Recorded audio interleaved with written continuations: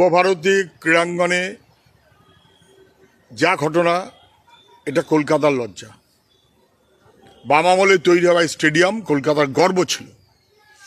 এই মাঠে বহু মানুষ এসেছেন, বহু বিশিষ্ট ফুটবল সম্রাট পেলে পর্যন্ত এসেছেন। কখনোই বিশৃঙ্খলা হয়নি। কেন হলো?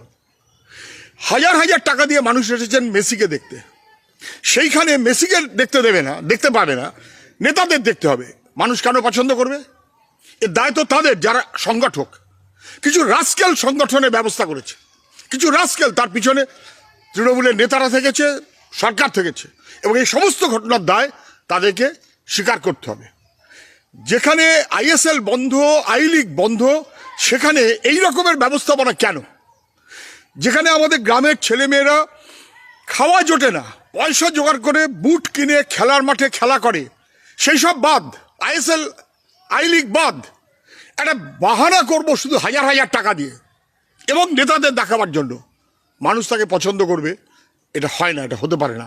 ফলে যে ঘটনা ঘটেছে যেমন দুর্ভাগ্যজনক, কলকাতার যেমন লজ্জা, এর দায় পুরোপুরি নিতে হবে সরকারের। যারা বাধা, তারা এই সমস্ত ব্যবস্থা করেছেন অন্য কোনো ভিন্ন উদ্দেশ্যে, অন্য কোনো ভিন্ন উদ্দেশ্যে। মমতা ব্যানার্জি গেলে লোক আসে না, মেসি গেলে হাজার হাজার লোক, উন্মাদনা, সবার এসব সহ্য হয় না। একটা তদন্ত কমিটি করা হয়েছে, তদন্ত কমিটি সব Mamata committee, chief secretary, home secretary আর একজন, যে ওরা কথা শুনে চলবেন। এই তদন্তের নাম করে মানুষকে যেন বিপদে না ফেলে।